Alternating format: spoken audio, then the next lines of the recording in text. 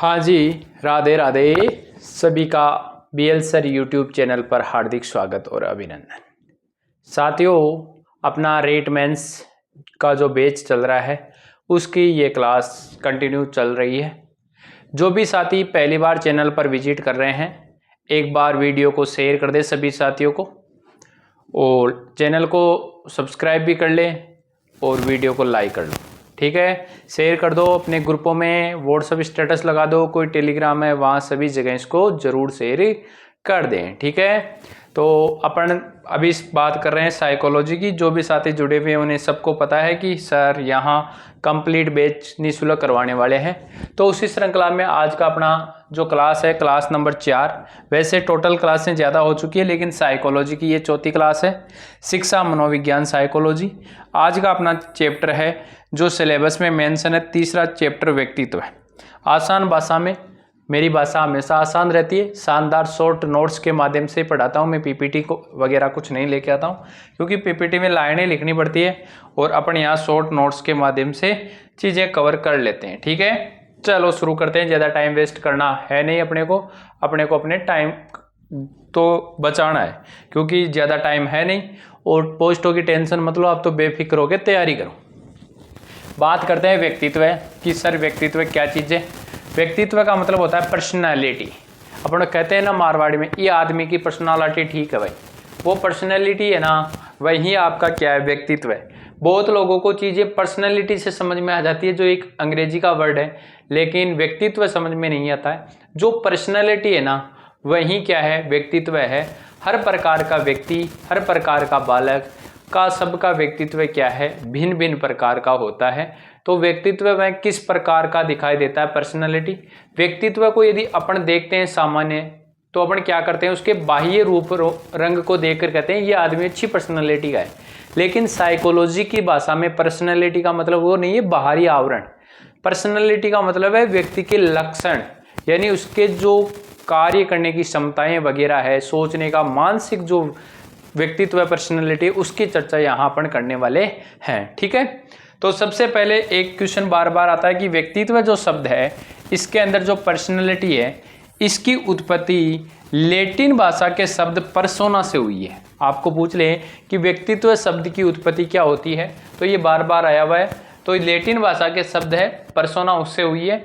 इस पर्सोना शब्द का अर्थ होता है मुकोटा या फिर नकाब। क्या होता है, मुकोटा या नकाब। इससे क्या बना है, पर्सनैलिटी शब्द बना है। आपको पूछ ले पर्सनैलिटी किस भाषा का शब्द है, तो वो तो इंग्लिश भाषा का शब्द है, लेकिन उसकी उत्पत्ति जिस शब्द से हुई है वो लैटिन भाषा के शब्द पर्सोना से हुई है। ठीक है, चलो आगे चलते हैं। इसके बारे में कुछ परिभाषाएं हैं, जिसमें एक बहुत अच्छी परिभाषाएं हैं मिस्टर आलपोर्ट की। ये इंपॉर्टेंट परिभाषा, ये आपको याद कर लेनी है। बाकी मैं परिभाषाओं को नेगलेक्ट करते हुए जा रहा हूँ आप लोगों को कि परिभाषाएं ज़्यादा आप याद मत करना। आलपोर्ट क्या होता है, व्यक्तित्व उन मनोदेहिक गुणों का, मनोदेहिक यानी मन के अंदर गत्यात्मक संगठन है जो वातावरण के साथ अमूर्त, जो दिखाई नहीं देता है, समायोजन निर्धारित करता है। व्यक्तित्व क्या है, उन मनोदेहिक गुणों का एक गत्यात्मक संगठन है जो वातावरण के साथ अमूर्त समायोजन स्थापित करता है। यहाँ से आपको पूरी परिभाषा न रटके, देखो मैंने रीट 2021 के टाइम खूब परिभाषाएं रटी, लेकिन बाद में मुझे पता चला कि ये परिभाषाएं कोई काम की नहीं है। इसलिए मैं आपको पहले ही कह रहा हूँ कि टाइम वहाँ स्मार्ट अप्रोच, क्योंकि उस समय जो साइकोलॉजी पढ़ाने वाले थे वो बार बार परिभाषाएं लिख रहे थे, तो मैंने ऐसे सोचा भाई इन परिभाषाओं के बिना क्या पता साइकोलॉजी कुछ हो ही नहीं। क्योंकि पहली बार जब भी पढ़ते हैं तो अपने को ऐसे लगता है यार परिभाषाओं को याद कर लेना चाहिए, लेकिन बाद में पता चला कि साइकोलॉजी से एक ही परिभाषा नहीं पूछे, मैक्सिमम पूछेगा तो एक पूछेगा, तो एक के लिए अपन हजारों ऐसी चीज़ें क्यों याद करें जो अपने लिए बहुत कम काम करती हो। तो लास्ट टाइम में अप्रोच में परिभाषाएं आज तक याद कर लिए तो ठीक है, नहीं ज़्यादा वेस्ट कोई मतलब नहीं है। व्यक्तित्व उन मनोदेही गुणों का गत्यात्मक संगठन है जो वातावरण के साथ अमूर्त समायोजन स्थापित करता है। ठीक है, उसके बाद में अगला वैज्ञानिक आता है वेलेटाइन। व्यक्तित्व व्यक्ति के जन्मजात और अर्जित परिवर्तितियों का योग है। यहां आपको एक ही याद रखना है कि वेलेटाइन में क्या है, जन्मजात और अर्जित जो परिवर्तितियां हैं उनका योग क्या है, तो उनका योग क्या है, व्यक्तित्व है। एक उसके बाद में बात करता है बोरिंग। बोरिंग की परिभाषा थोड़ी सी इंपॉर्टेंट रहती है, वातावरण के साथ साथ सामान्य तथा स्थायी समायोजन। वातावरण के साथ साथ नहीं, वातावरण के साथ, वातावरण के साथ सामान्य और स्थायी जो समायोजन होता है, यानी वातावरण के साथ में सामान्य और स्थायी जो समायोजन होता है वहीं क्या होता है, तो वहीं आपका व्यक्तित्व होता है। एक है वॉटसन, वो कहता है हम जो कुछ भी कर सकते हैं वही व्यक्तित्व है। वॉटसन कहता है हम जो कुछ भी कर सकते हैं वही क्या है, वही क्या है, आपका व्यक्तित्व है। हम जो कुछ भी कर सकते हैं वही क्या है, व्यक्तित्व है। एक परिभाषा में इसमें और ऐड करवाना चाहूँगा आपको, वो परिभाषा है वुडवर्थ की। किसकी परिभाषा ऐड करवाना चाहूँगा मैं आपको, वुडवर्थ की। ठीक है, वुडवर्थ ने क्या कहा कि व्यक्तित्व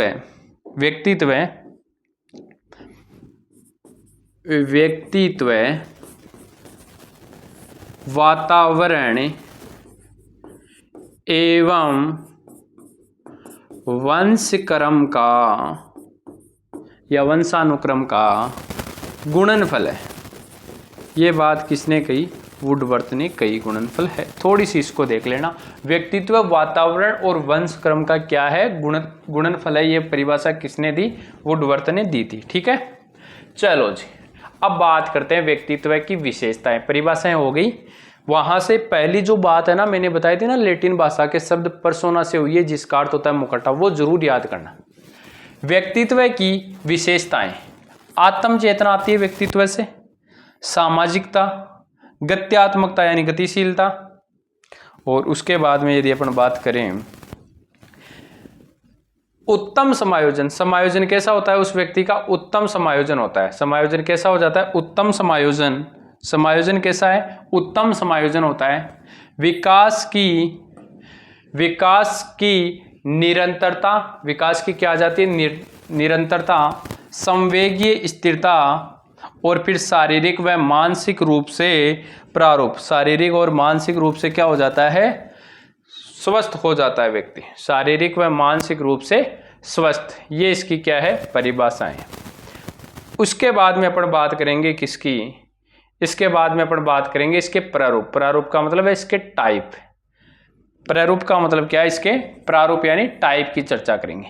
प्रेषित व्यवहार परक विशेषताओं के आधार पर व्यक्तित्व का वर्गीकरण, यानी प्रेषित व्यवहार परक जो दृष्टिकोण है उसके आधार पर व्यक्तित्व का वर्गीकरण। वैदिक दृष्टिकोण के आधार पर यानी वेदों के आधार पर व्यक्तित्व प्रकाय सत्य, रज और तप, तीन प्रकार का व्यक्तित्व बताया, सतगुण वाला, रजोगुण वाला और तप गुण वाला। ठीक है, इतना ही देख लेना, बाकी कोई काम का नहीं है।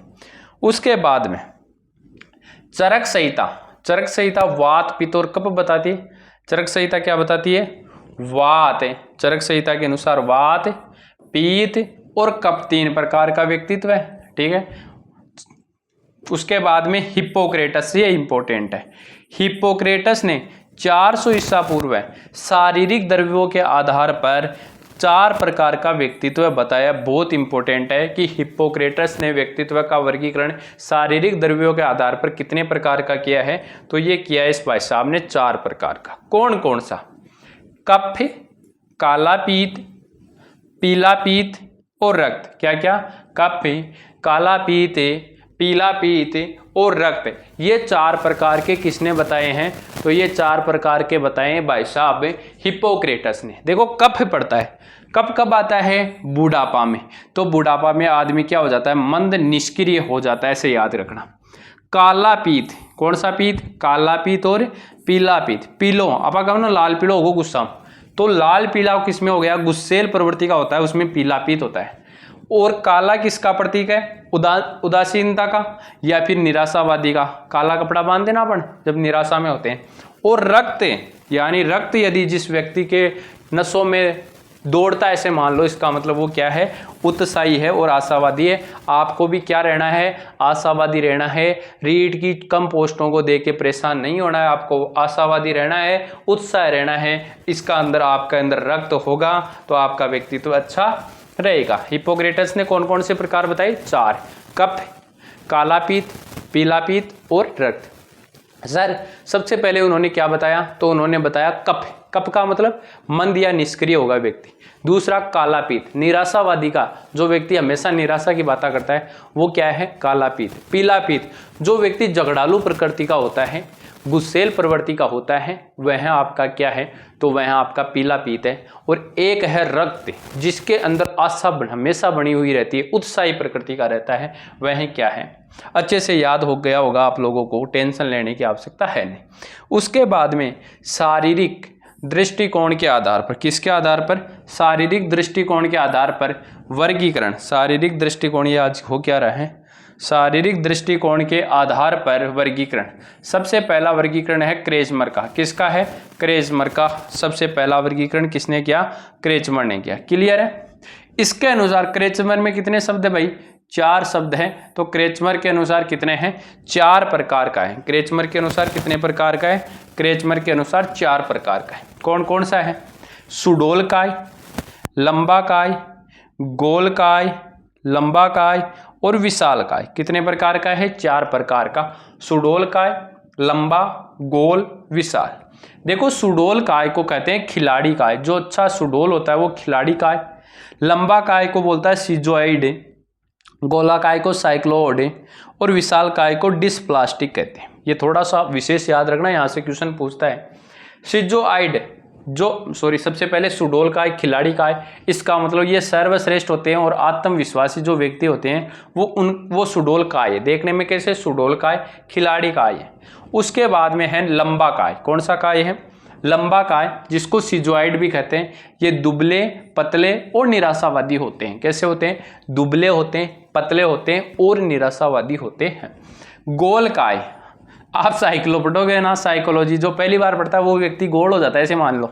साइकोलॉजी जो सबसे पहली बार पढ़ता है वो क्या, साइक्लोइड यानी गोल काय। साइकोलॉजी को पहली बार पढ़ने वाला व्यक्ति गोल हो गया, तो साइक्लोइड गोल काय। गोल मटोल हो गए, आराम प्रिय हैं, खाने के शौकीन, खाओ मौज करो बिना बिलाए, ब्याह के अंदर जिम्बा जाओ, जीमन जाओ, बरात के अंदर जाओ, मेड़ में जाओ और हॉस्टल में रह रहे हो तो आस पड़ोस के अंदर जयपुर का जतावी गार्डन अब्बा के अंदर जिमो। एक है कौन सा, गोल काय, साइक्लोइड। उसके बाद में विशाल काय, डिस्प्लास्टिक। भाई साहब प्लास्टिक है, प्लास्टिक तो किसका एक मिश्रण है, तीनों का मिश्रण। प्लास्टिक क्या है, एक मिश्रण है। तो विशाल काय, डिस्प्लास्टिक, तीनों का मिश्रण। कैसे याद कर सकते हो आप, मैंने बताया गोल आदमी, साइकोलॉजी में गोल है। लंबा, जो मात्रा लंबी लगी हुई है वो सिजोइड के लगी हुई है, लंबी मात्रा सिजोइड के लगी हुई है, ऐसे ऐसे यूं करके यूं। उसके बाद में विशाल, विशाल क्या है आज के टाइम में, प्लास्टिक विशाल है, तो डिस्प्लास्टिक, ये लो। क्लियर। चलो नेक्स्ट, क्रेचमर ने 4 बताए, सेल्डन के अनुसार 3। किसके अनुसार, सेल्डन के अनुसार। क्रेचमर के अनुसार कितना प्रकार, 4 प्रकार। सेल्डन के अनुसार कितने प्रकार का है, सेल्डन के अनुसार आपका 3 प्रकार का। सेल्डन के अनुसार कितने प्रकार का है भाई, 3 प्रकार का। अच्छे से याद करो, सेल्डन के अनुसार कितने प्रकार का है, 3 प्रकार का। कौन कौन सा है, लंबाकृति, जिसको एक्टोमार्फी कहते हैं या सेरेटोनिया कहते हैं। फिर है आयताकृति, जिसको मेसोमॉर्फी कहते हैं, सोमोटोनिया। और गोलाकृति, एंडोमार्फी, मिश्रोटोनिया। ये आपको थोड़े शब्द याद ही करने पड़ेंगे। लंबाकृति, एक्टोमार्फी, सेरोटोनिया, आयताकृति, मेसोमॉर्फी, सोमोटोनिया और गोलाकृति, एंडोमार्फी और बिस्रोटोनिया। कौन सा टोनिया है, ये बिस्रोटोनिया है। कौन सा टोनिया, बिस्रोटोनिया। सबसे दुबला, लंबाकृति है तो सबसे दुबला होता है मेरे जैसा, आयताकृति है तो सुडोल है आयत के जैसा, और गोलाकृति है तो गोल व्यक्ति है। तो इसके अनुसार एक सर्वश्रेष्ठ श्रेणी निर्धारित की इन्होंने, तो इनको अनुसार 1 4 4 ये सर्वश्रेष्ठ निर्धारण है, सॉरी 4 4 4 श्रेणी 1 1 7 है, ये 1 7 1 है, ये 7 1 1 है। सर्वश्रेष्ठ कौन से, 4 4 4 वाली। इनके नाम ही इंपॉर्टेंट है और कुछ नहीं है। उसके बाद में है समाजशास्त्र, ये वर्गीकरण। समाज शास्त्र के आधार पर वर्गीकरण स्प्रेंगर ने किया। किसने किया? स्प्रेंगर ने। और कितने प्रकार बताए? 6 प्रकार बताए। कितने प्रकार बताए भाई? 6 प्रकार बताए। सर कौन कौन से बताए? ये देख लो, ये तो आपको याद ही रहेंगे। सैद्धांतिक, आर्थिक, सामाजिक, राजनीतिक, धार्मिक, सौंदर्यात्मक। कौन सा? सौंदर्यात्मक। सर ये कैसे हैं? जो व्यक्ति सिद्धांतों का पालन करता है वो सैद्धांतिक होता है, जैसे टीचर। आर्थिक, जो अर्थ का अर्थ यानी पैसा दुकानदार के अंदर। सामाजिक, जो समाज के अंदर रहता है। सामाजिक प्राणी अपना गुण है एक। सामाजिक प्राणी की यदि अपन बात करें तो समाज के अंदर कौन रहता है? तो आप कहते हो कोई भी मतलब अच्छे कार्य करने वाला समाज सेवी, वो क्या होता है? सामाजिक होता है। राजनेता को तो इसमें नहीं लिखेंगे, इसने राजनीतिक अलग से कर दी। और नेता राजनीतिक। धार्मिक, महात्मा, संत। और सौंदर्यात्मक यानी कलाकार। सौंदर्यात्मक कौन होते हैं? कलाकार। क्लियर है? तो इनमें ये पाया जाता है। मनोवैज्ञानिक जो प्रकार है इसके का युंग और जुंग ने 1923 में 2 प्रकार बताए। मनोवैज्ञानिक के कितने प्रकार बताए? 2। एक बताया अंतर्मुखी, यहां से पक्का क्वेश्चन आना ही है, इंपॉर्टेंट कर लेना, यहां से क्वेश्चन आना है। अंतर्मुखी और बहिर्मुखी। 1942 में इसमें उभयमुखी और जोड़ दिया गया। युंग और जुंग ने कितने प्रकार बताए? मनोवैज्ञानिक आधार पर 2 प्रकार का बताया। ठीक है, अंतर्मुखी और बहिर्मुखी। क्लियर है? चलो आगे। अंतर्मुखी क्या क्या होते हैं? अंतर्मुखी होते हैं जो खुद का खुद ही करते, अंतः मन, अपने मन के अंदर रहते हैं। तो ऐसे व्यक्ति क्या होते हैं? आत्म केंद्रित होते हैं, खुद के अंदर केंद्रित रहते हैं। एकांतवासी होते हैं, एकांत में रहना पसंद करते हैं। मितभाषी, बहुत कम बोलते हैं, मितभाषी होते हैं। ये निराशावादी रहेगा, जब अकेला व्यक्ति रहेगा तो वह निराशा में रहेगा, तो निराशावादी। इसमें सामाजिकता का अभाव रहेगा, नेतृत्व का अभाव रहेगा, ये शर्मीले प्रवृत्ति के होंगे, समायोजन इनका कमजोर होगा, और लेखक, कवि और वैज्ञानिक इसके अंदर आते हैं। यानी अंतर्मुखी में आपको क्वेश्चन आएगा निम्न में से कौन सा अंतर्मुखी का गुण नहीं है या है, तो आपको ऐसे लगे ना जो आदमी अकेला रहता है वही अंतर्मुखी है। अंतर्मुखी है वो ये जो आदमी अकेला रहता है, तो अकेला रहता है तो उसमें इंटेलिजेंट तो होता है लेकिन वो सामाजिक प्राणी नहीं होता है। क्या क्या होते हैं वो? लेखक है, कवि है, वैज्ञानिक है, ऐसे यानी उनकी बुद्धि अच्छी होगी लेकिन वो दूसरे से कोई मतलब नहीं रखेगा, निराशा में रहता है, एकांत में रहता है, नेतृत्व उनका कर नहीं सकते। आपने देखा होगा जब आप छोटी क्लासों में पढ़ते थे तो मॉनिटर उस व्यक्ति को बनाते थे जो पढ़ने में इंटेलिजेंट नहीं होता था लेकिन अन्य कार्य वो ही करता था। इसका मतलब वो क्या है? बहिर्मुखी व्यक्ति रहना चाहिए। बहिर्मुखी, लोक केंद्रित, जनता का माहिर है, सारे दिन जनता का ही मुद्दा न उठा तो रब्बो गुण है, बहिर्मुखी है। समूह में रहता है यानी गैंग बनेड़ी रह की भाई साहब की, क्या गैंग बनी हुई रहती है यानी समूह में रहते हैं। वाचाल, बोलना का तो खटे या ले जाओ, बस बोल बाम कोई ने पीछे ही कौन छोड़े, तो एक आयु है बहिर्मुखी। ये आशावादी रहते हैं, कितना ही इनके लॉस हो जाओ फिर भी ये हमेशा आशा के अंदर रहते हैं। ये सामाजिक होते हैं, समाज में रहते हैं। नेतृत्व करने की क्षमता इनके अंदर पाई जाती है। भाई नेतृत्व तो करांगा, मैं मुख्यमंत्री बनांगा ही। शर्मीले नहीं होते, शर्मीले तो कैसे होंगे भाई? शर्मीले या व्यक्ति का तो कोई महत्व ही नहीं। इनका समायोजन उच्च होता है। समायोजन क्या होता है? उच्च होता है। इनका समायोजन क्या होता है? निम्न होता है। ये छोटी सी बात पे ये टेंशन में आ जाते हैं। टेस्ट में से मान लो 10 में से 8 नंबर आ गए तो टेंशन में, और इधर भाई साहब कैसे मान लो टेस्ट लगा 4 नंबर आए तो भाई साहब खुश, बहुत मस्ती, और 40% बन गया। और इनमें अध्यापक आते हैं और नेता आता है। अध्यापक तो थोड़ा सा कम है लेकिन नेता में सारे गुण पाए जाते हैं। अध्यापक को भी इसमें रहना पड़ेगा। क्यों रहना पड़ेगा? क्योंकि वो शर्मिला सामाजिक प्राणी तो रहना ही पड़ेगा, उसको शर्मिला हो नहीं सकता। उसके बाद में बात करें अपन फीडमैन व रोजनमैन। कौन कौन? फीडमैन व रोजनमैन ने ए व बी वर्गीकरण दिया। कौन सा वर्गीकरण दिया? ये इतना ही याद कर लेना आपने, तो फीडमैन और रोजनमैन ने ए और बी वर्गीकरण दिया। फिर सी, डी, ई बहुत आए लेकिन बाबा अपने कोई मतलब को नहीं है। ठीक है, बस साइकोलॉजी वाला मास्टर है जिका के कर बोग रहे सारे दिन, बस आपकी गाथा गानी रह। व्यक्तित्व को प्रभावित करने वाले कारक, क्योंकि आपको ये किताब भी तो पढ़वानी रहती है उनको, तभी तो उनका नाम चलेगा। इसलिए साइकोलॉजी में कुछ नहीं है। यदि एक बार ढंग से ऊपर से 20-30 पेज का नोट्स बना पढ़ लियो ने तो खूब काम करे बे। यदि क्वेश्चन अटपट होगा तो बगड़ा नोट्स भी ऊपर ही गया। ठीक है। वंशानुक्रम, व्यक्तित्व को प्रभावित करने वाला वंशानुक्रम। वातावरण, दोनों का, क्योंकि वुडवर्थ ने कहा था ना इन दोनों का गुणनफल होता है।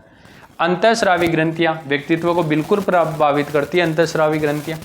शारीरिक संरचना व स्वास्थ्य, स्नायुमंडल, रुचि, आदत, अभिवृत्ति, ये सब किसको, व्यक्तित्व को प्रभावित करने वाले कारक हैं। यहां से एक क्वेश्चन नोट कर लेना, किसी ना किसी के पक्का आता है यहां से। व्यक्तित्व मापन की विधियां, व्यक्तित्व मापन की 3 प्रकार की विधियां हैं। आत्मनिष्ठ विधि, पहली है आत्मनिष्ठ विधि और फिर है वस्तुनिष्ठ विधि। वस्तुनिष्ठ प्रश्न आएंगे ना आपके, वही विधियां ऐसे मान लो वस्तुनिष्ठ जी का हमारे ऑप्शन रहेगा चुनबा का। और आत्मनिष्ठ का मतलब केवल एक व्यक्ति पर केंद्रित होगी, जैसे आत्म निरीक्षण, व्यक्ति का आत्म निरीक्षण, कोई प्रश्नावली भरवाएंगे उसे प्रश्नावली विधि, साक्षात्कार लेंगे, व्यक्ति इतिहास केस स्टडी करेंगे, कौन सी है, केस स्टडी। तो ये क्या है, ये है आत्मनिष्ठ विधि। क्वेश्चन कैसे आएगा, क्वेश्चन ऐसे आएगा, निम्न में से कौन सी आत्मनिष्ठ विधि है, कौन सी आत्मनिष्ठ नहीं है। तो आत्म निरीक्षण, प्रश्नावली, साक्षात्कार, व्यक्ति इतिहास। वस्तुनिष्ठ विधियों में कौन कौन से है, निरीक्षण जिसको प्रेक्षण बोलते हैं, समाजमिति जिसका परिवर्तन JL मोरेनो ने किया था 1934 में, और रेटिंग स्केल, इसके अंदर स्केलिंग 5 प्रकार की रहती है, परिस्थिति का परीक्षण करवाया जाता है, और शारीरिक परीक्षण। ये सारे कौन से परीक्षण है, वस्तुनिष्ठ परीक्षण है, ठीक है। उसके बाद में प्रक्षेपी या प्रक्षेपण विधियां, प्रक्षेपी, प्रेक्षेपी नहीं है ये भाई, प्रक्षेपण है, ठीक है। कौन सा है, प्रक्षेपी विधि है, प्रक्षेपी या प्रेक्षण विधि, प्रक्षेपी या प्रेक्षण विधि। इसके अंदर उद्दीपक अस्पष्ट होता है, उद्दीपक क्या होता है, स्पष्ट नहीं होता, अनुक्रिया स्वतंत्र होती है, और वस्तुनिष्ठता का इनमें क्या होता है, अभाव होता है। सबसे पहला इसके अंदर है, उसमें एक है IBT इंक ब्लॉट टेस्ट। कौन सा है, IBT इंक ब्लॉट टेस्ट, यानी स्याही धब्बा परीक्षण। पहला कौन सा है, स्याही धब्बा परीक्षण। अच्छे से याद कर लेना, इनका प्रतिपादन किसने किया, कब किया, ये भी पूछते हैं। इसका प्रतिपादक हरमन रोड्सा ने किया 1921 में। हरमन रोड्सा ने 1921 में IBT इंक ब्लॉट टेस्ट का प्रतिपादन किया। ये किस आयु के बच्चों के लिए है, तो इंक है, तो स्याही से काम कौन करते हैं, 13 से 19 वर्ष के बच्चे। इसमें 10 कार्ड होते हैं, 5 काले और 5 सफ़ेद रंग के, और 5 विविध, 5 काले और 5 सफ़ेद या विविध रंग के कह सकते हो आप, कोई दिक्कत नहीं है। उसके बाद में इनमें वैज्ञानिकता का अभाव होता है। इस परीक्षण में क्या होता है, वैज्ञानिकता का अभाव। तो IBT अच्छे से याद करने ला। IBT क्या होता है, इंक ब्लॉट टेस्ट, स्याही धब्बा परीक्षण, जिसका प्रतिपादन हरमन रोड्सा ने 1921 में किया। इसके अंदर 10 कार्ड होते हैं, जिसमें से 5 काले होते हैं, 5 सफ़ेद होते हैं, और अन्य अन्य विविध कलर के होते हैं। ये 13 से 19 वर्ष के आयु के जो बच्चे होते हैं, बालक होते हैं, उनके परीक्षण के लिए इनको करवाया जाता है, और इसमें वैज्ञानिकता का क्या होता है, अभाव होता है। बिल्कुल शानदार। दूसरा है TAT थेमेटिक एप्रोप्रिएसी टेस्ट, यानी दूसरा कौन सा है, TAT थेमेटिक एप्रोप्रिएसी टेस्ट, प्रासंगिक या कथानक बोध परीक्षण। प्रासंगिक TAT, इसका प्रतिपादक है मार्गन व मुर्रे 1935 में। ये आयु होती है 14 वर्ष से अधिक बच्चों के लिए, और इसमें कार्ड होते हैं टोटल 31, 30 + 1, 30 पे चित्र होते हैं, 10 मेल के लिए होते हैं, 10 फीमेल के लिए, 10 दोनों के लिए, और 1 खाली यानी रिक्त होता है। और एक बार में 20 कार्डों का प्रयोग करवाया जाता है, यानी एक बार में 20 कार्डों पर प्रयोग करवाया जाता है। क्लियर है। उसके आगे यदि अपन बात करें, भारत में उमा चौधरी ने 1960 में इसका क्या किया, अनुवाद किया, और 14 कार्ड बताया। यानी भारत में इसका अनुवाद करने वाला कौन था, उमा भारती थी, उमा चौधरी थी, उमा भारती क्या, उमा चौधरी 1960 में 14 कार्डों पर इनका प्रयोग किया। तो आपको अच्छे से याद हो गया होगा। TAT का परीक्षण किसने किया, मार्गन और मुर्रे ने। कब, 1935 में। कितने कार्ड होते, 31, जिनमें से 30 एक बार में प्रयोग में कितने लेते हैं, 20 कार्ड लेते हैं, 19 + 1, ठीक है, 21 मत कर देना, 19 + 1 यानी 20 कार्ड ही होते हैं। 10 मेल के होते हैं, 10 फीमेल, 10 दोनों के लिए, और 1 रिक्त कार्ड होता है। टोटल 31 कार्ड होते हैं, 20 का प्रयोग करते हैं, और 14 वर्ष से अधिक मार्गन और मुर्रे 1900 प्रासंगिक अंतर्बोध परीक्षण। उसके बाद में है CAT बालक अंतर्बोध परीक्षण। CAT कौन सा है, CAT बालक अंतर्बोध परीक्षण। इसके प्रतिपादक है लियोपोल्ड बेलक। अरे CAT को मतलब केट, CAT ना आया, मान लो केट कौन पढ़े, छोटा बालक बेलक 1948। आयु 3 से 10 वर्ष, बालक है तो 3 से 10 वर्ष। कितने कार्ड होते हैं, 10 होते हैं। जानवरों के चित्र होते हैं इनमें, इन पर प्रयोग करवाया जाता है, लियोपोल्ड बेलक। उसके बाद में SCT सेंटेंस वाला, तो वाक्य पूर्ति परीक्षण, इसका प्रतिपादक पायन व टेंडलर ने 1930 में किया। इसमें आयु होते 14 से 19 वर्ष। अधूरे वाक्यों को पूर्वक करवाया जाता है। ये आपको 4 अच्छे से याद होने चाहिए। कौन कौन से हैं, एक बार वापस इनका नाम लिख देता हूं मैं। सबसे पहले कौन सा परीक्षण पढ़ा था आपने, IBT, इंक ब्लॉक टेस्ट। कौन सा, IBT किसके लिए करवाया जाता है, 13 से 19 वर्ष के बालकों के लिए करवाया जाता है इंक ब्लॉक टेस्ट। क्लियर है। 10 कार्ड होते हैं इसके अंदर। कितने कार्ड होते हैं, 10 कार्ड होते हैं। हरमन रोडसा, कौन है, हरमन रोडसा ने इसको किया कब, 1921 में। दूसरा कौन सा था सर, दूसरा था आपका TAT परीक्षण। TAT परीक्षण इसका कौन था, 1935 में मार्गन और मुर्रे। कौन थे, मार्गन एंड मुर्रे थे। मार्गन एंड मुर्रे ये किनके लिए था, 14 वर्ष से अधिक बच्चों के लिए। ठीक है। उसके बाद में कौन सा था, CAT। कौन सा था, CAT यानी केट यानी बालक, लियोपोल्ड बेलक कब, 1948 में। ठीक है। ये किसके लिए था, 3 से 10 वर्ष के बच्चों के लिए था। ठीक है, CAT में। उसके अंदर उसके बाद में था SAT। कौन सा, SCT।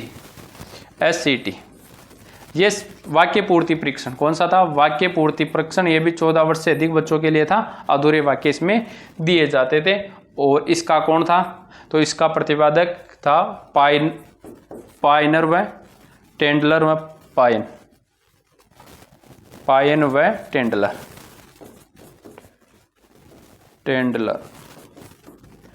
ठीक है, शानदार। उसके बाद में अगला FWAT स्वतंत्र शब्द साचर्य विधि। ये भी इंपॉर्टेंट है। इसके प्रतिपादक थे फ्रांसिस गाल्टन 1879। कब, 1879 में। इसमें 75 शब्द होते हैं। इसका विकास यूंग या फ्राइड ने 1904 में किया। और वर्तमान में इसमें कितने शब्द होते हैं, 100 शब्द। ये इंपॉर्टेंट है भाई। FWAT स्वतंत्र शब्द साचर्य विधि का प्रतिपादन किसने किया, फ्रांसिस गाल्टन ने 1879 में। इसमें 75 शब्द होते थे, वर्तमान में इसमें 100 शब्द होते हैं। उसके बाद में SAT प्रौढ़ बोध परीक्षण। SAT प्रौढ़ बोध परीक्षण, इसका प्रतिपादक वापस CAT का किया था, वही SAT का करेगा। तो ये करेगा लियोपोल्ड बेलक। इसमें कार्ड होते हैं 16, जो 50 प्लस आयु के जो प्रौढ़ होते हैं उनके लिए किया जाता है। क्लियर है। शेयर जरूर कर देना सेशन को भाई, यहाँ तक आप देख रहे हो तो सेशन को शेयर कर देना। उसके बाद में कौन कौन से, ड्राई मैन परीक्षण, तस्वीर कुंडा परीक्षण, घर पेड़ व्यक्ति परीक्षण। खूब सारे परीक्षण है, लेकिन अपने को उनमें कोई दिमाग लगाने की आवश्यकता नहीं। ये क्वेश्चन यहीं से आपका आ जाएगा। उसके बाद में आपके सामने व्यक्तित्व के सिद्धांत, विशेषज्ञशील गुण का सिद्धांत, विशेषज्ञशील गुण उपागम का सिद्धांत के प्रतिपादक थे आल्पोर्ट। इन्होंने 17,553 शील गुण बताए। उसके बाद में 2300 पर आ गए थे। इस प्रकार से चला था। उसके बाद में केटल, इन्हें प्रतिकारक उपागम दिया। सामान्य व्यक्ति में 23 गुण होते हैं, असामान्य में 12 गुण होते हैं और प्रधान गुण 16 होते हैं, जिसके आधार पर PF कारक सिद्धांत दिया, जिनको मूल कारक दिया। और 16 PF प्रश्नावली का निर्माण किसने किया, केटल ने किया। किसने किया, केटल ने किया। इसी के अंदर अपने को फ्राइड को भी पढ़ना होता है। ठीक है, क्योंकि फ्राइड ने भी किसके, इदम अहम परायम के बारे में बात की थी। लेकिन यहाँ अपन की इतनी चर्चा करेंगे व्यक्तित्व को, क्योंकि अपने को एक अलग से फ्राइड को पढ़ना पड़ेगा। तो वहाँ पर अपन फ्राइड है, उसके सिगमंड फ्राइड की बात कर रहा हूँ मैं। उनके जो गुण है उनको अलग जगह देखेंगे, उनके आकारिक मॉडल को अलग देखेंगे, इदम अहम परायम को दोनों को अलग देखेंगे, चेतन अर्धचेतन और अचेतन मन को अलग से देखेंगे। वो भी करवाऊंगा, ऐसे मत मारना कि इनको करवाया नहीं। बाकी व्यक्तित्व में इतना ही करवाना है। इतना यदि आप कर लोगे तो आपको कोई टेंशन लेने की आवश्यकता है ही नहीं। मस्त रहो आराम से और पढ़ाई करते रहो अच्छे से। और जो भी साथी शॉर्ट नोट्स लेना चाहते हैं, शॉर्ट नोट्स शानदार लोग तैयारी कर रहे हैं, खरीद लिया है सभी ने। और 59 रुपये कोई ज़्यादा है नहीं, 59 रुपये से केवल खर्चा निकला है। जिस कॉपी में लिखा गया है, जिस टीम ने लिखा है, उन्होंने अपना खर्चा निकाला है, जो मेंटेन कर रहे हैं। ठीक है, शैक्षिक परिदृश्य के नोट्स अवेलेबल है। और ये अब है ना, शायद इसमें वो बता रहे थे टीम वाले, सर अब 59 रुपये को क्लोज करना पड़ेगा, क्योंकि 50 की जगह हम 60-70 तो बेच चुके हैं। लेकिन फिर भी एक बार मैंने कहा भाई 59 रुपये ही रख लो, तो इनके 59 रुपये पे ही है। जब तक पीस नहीं बढ़े जल्दी से ले लो और अपनी तैयारी को अच्छे से करो, क्योंकि लास्ट में वीडियोस नहीं देख पाओगे।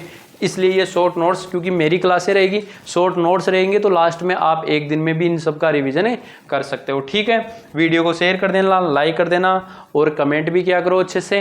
और आप लोगों की पढ़ाई कैसी हो रही है मुझे आप व्हाट्सअप मैसेज करके भी बता सकते हो, कोई भी आपको प्रॉब्लम है वो भी पूछे सकते हो। ठीक है, वीडियो अच्छा लगा है तो शेयर जरूर करें और मिलते हैं नेक्स्ट वीडियो में। तब तक के लिए ऑल द बेस्ट, धन्यवाद और राम राम। ठीक है, राम राम।